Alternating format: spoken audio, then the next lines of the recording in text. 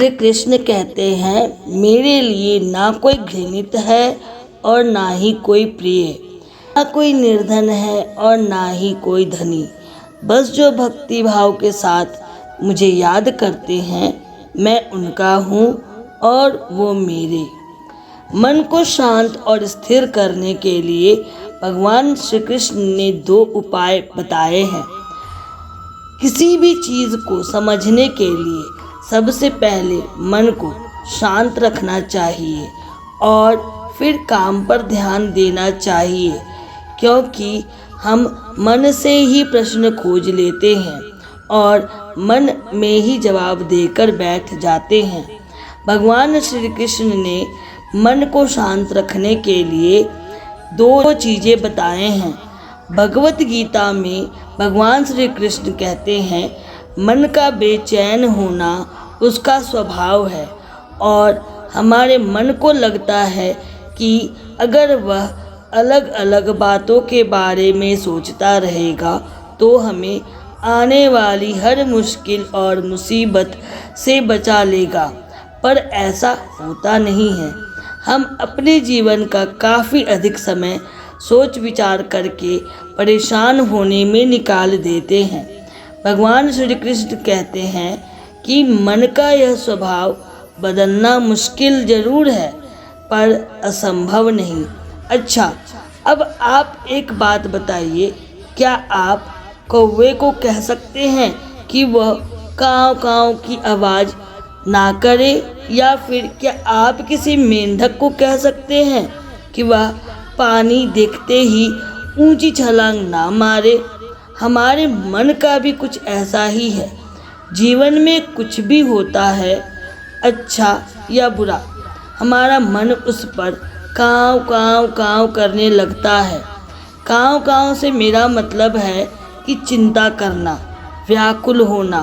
कोई बुरी बात तो नहीं होती है और मन में कोई बुरी बात होती भी नहीं है, और मन परेशानी की ऊंची ऊंची लपटें लेने लगता है।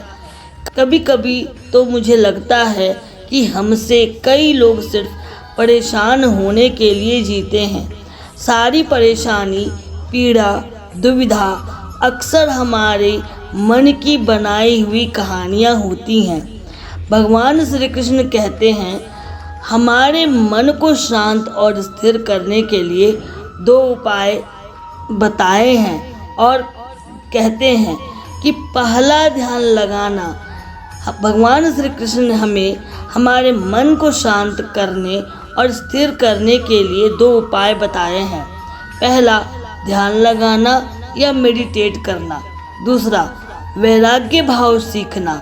अब ध्यान या मेडिटेशन शब्द सुनते ही आप में से कई लोग कहेंगे कि आप आंख बंद कर सांसें अंदर बाहर नहीं ले सकते। यहाँ हम सब गलती कर बैठते हैं। मेडिटेशन या ध्यान का मतलब सिर्फ आंखें बंद कर बैठना नहीं होता। मेडिटेशन का मतलब होता है अपना पूरा ध्यान किसी चीज़ पर लगाना और उससे हटने नहीं देना। अगर आप रोटी बना रहे हैं तो सिर्फ उस बात पर ध्यान दीजिए। अगर आप पिक्चर देख रहे हैं तो आप अपना पूरा ध्यान पिक्चर पे लगाएं। यह मत सोचिए कि पिक्चर देखकर आप अपना कितना वक्त बर्बाद कर रहे हैं। जब आप जीवन के हर छोटे बड़े काम को पूरे ध्यान से करते हैं तो आपका जीवन ही एक मेडिटेशन बन जाता है। ऐसे जीवन में शांति, स्थिरता, साहस और सफलता का होना अनिवार्य है। वैराग्य भाव दूसरा उपाय है। वैराग्य का अर्थ यह नहीं कि आप सब कुछ छोड़कर जंगल में जाकर बैठ जाएं। वैराग्य का सच्चा अर्थ है कि आप जो काम कर रहे हैं उसका क्या नतीजा या रिजल्ट निकलेगा, उसकी चिंता ना करें। जैसे अगर आपने कई इंटरव्यू दिया, आप यह कर सकते हैं कि पूरे मन से तैयारी करें और अपना बेस्ट देकर आ जाएं। वह नौकरी मिलना या न मिलना आपके हाथ में नहीं है। इस नतीजे के पीछे अलग अलग चीज़ें हैं जो आपके बिल्कुल कंट्रोल में नहीं।